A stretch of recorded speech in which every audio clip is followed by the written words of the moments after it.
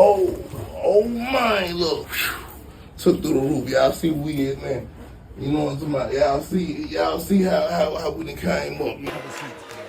No, that's not my baby. Why isn't that your baby? Look at that baby, Moore. Look at that baby.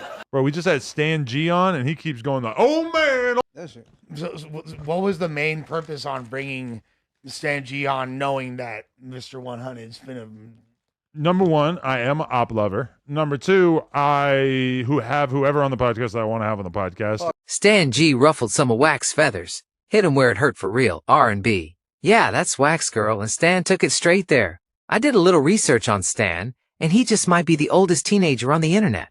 I thought Jim Jones was bad, but this dude, he's horrible. He's straight out of Memphis and swear he's still pimping. And this was crazy. This ain't even new behavior. Stan been on this same wave for years. He's been on Jerry Springer, Maury, and even Judge Mathis, running the same tired game, stirring up drama, getting exposed, and walking off stage like he won something. This character, it was designed way before Clubhouse or Wack 100 ever hit the scene. Stan been building this persona like a bad movie with no ending. Same energy, same stunts, just a different stage. But now, he done crossed the line, and folks are watching. Let's break it all down. Stan had a room on Clubhouse he used to host regularly. Real slick with the setup, acting like he dropping game, but behind the scenes, supposedly, R&B would join private rooms with him and be talking about some country nonsense. Just off-the-wall convos, nothing really adding up. But here's where it gets messy. Stan G had a bad perk addiction, so anything coming out his mouth gotta be taken with a grain of salt. With addiction, a lot of times comes pathological lying, and Stan is no exception. You ever listen to him? He be sitting there shaking, talking slow, like he dropping gems, but really he not saying nothing, just dragging out words, fishing for reactions. And according to him, R&B was overly interested. That's his version of the story. But knowing his track record, it's hard to tell what's real and what's part of his imagination. Still, in his mind, it wasn't a surprise to him, because she had already messed with a pastor and a pimp. So now, in Stan's eyes, Wack is the trick. Here's another twist. R&B is actually an ordained minister? Yep, she can legally marry couples. Stan knew that, and to him that made the whole situation deeper.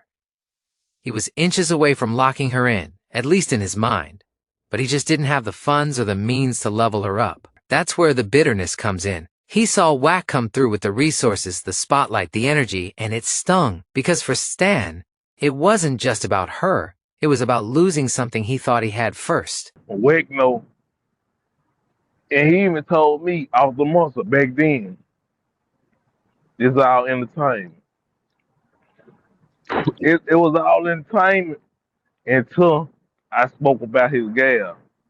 And me, I don't care about no female. You can speak about my gal. You can speak about whatever situation you want to speak about. But at the same time, I'm not tender. And that's probably that's the reason what's wrong with Wack. He tender. See, Wack, you need to get out that tender situation because everybody know. Even R&B wasn't even that. She was a clubhouse female who was jumping room to room trying to find the best candidates that she can really mess with. That's why she put up these professional pictures and all that. Wack always showed off R&B like a trophy, especially when Adam was around. It was like he wanted Adam to hold her up for the world to see. Check out her body, bro. Walk past, baby. Bend over. All types of wild comments while he was live. And the crazy part is, she would actually do it. No hesitation. And Adam? He'd be sitting there staring like, damn, is that natural? Wack swore up and down it was. Probably said it 1,000 times. Everybody with common sense knew he was lying, except Adam. Or maybe Adam did know and just didn't care. He probably just wanted his slice of the pie. Wack. I was gonna ask her that. Surprise. Yeah, I know. Yeah, R&B is the newest host on No Jumper. Oh, that's great. Yeah. We're going to have her in here every day. That's great. And she's going to come home with me, too. That's great. Okay. The whole dynamic was off. Wack was showcasing her like a new Benz, not a woman. Now here's the real flex. Wack did something for her that changed the game. He got her body and her teeth done. Real upgrades. And I'ma keep it real. She went from a Mississippi 6 to a Cali 10. That's facts. You could see the confidence shift, the way she carried herself, how folks looked at her now compared to before. But it wasn't all smooth. She almost died on the operating table trying to get that body right.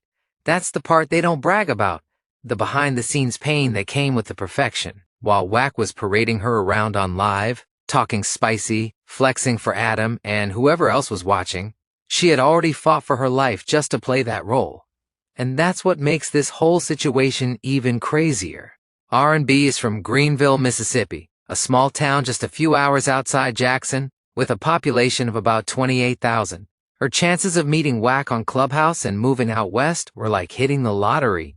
Literally. Coming from a place like Greenville and making it in the entertainment world out west is rare. Now, if Stan G contributed even a tiny bit in the streets, that would still be more than Wack has ever done in that area. But what Wack did do was take Southern Sweets, the family brand of her people, and turn it into a company as his I'm sorry gift. He created something official out of it. R&B nearly lost her life on the operating table overseas, and that scared her people to death. It had them looking at Wack all kinds of ways, questioning how he let that happen. That's when Wack moved them and the Southern Sweets brand out to the West as a peace offering and to rebuild everything. From a small-town Mississippi girl to building a new life and business out to the West, the journey was wild and the stakes were high. Not the same vagina, that doesn't mean we're not sisters. But were you created by the same sperm? Because that's the other way that you could be half sisters. Really? Yes. Same dude? Yes. What's his name? Davis. Davis. Yes. Davis he said Davis. That Davis is a real tomcat, isn't he? Davis. He birthed him out good. You're a hound dog, man. Davis.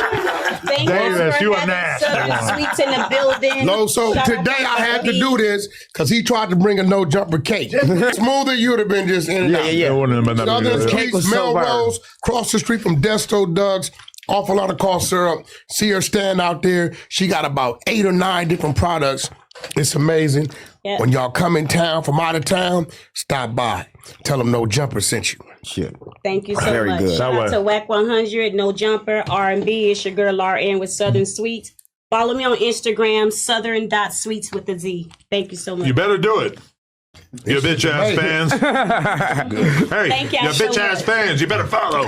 Straight out. Thank y'all for having me. Thank you so much. Let me eat one more bite of this. Exactly. Hey, Wack, fire, you huh? a fool. You in the family now, Wack. What you doing? You playing chess. Niggas ain't checkers.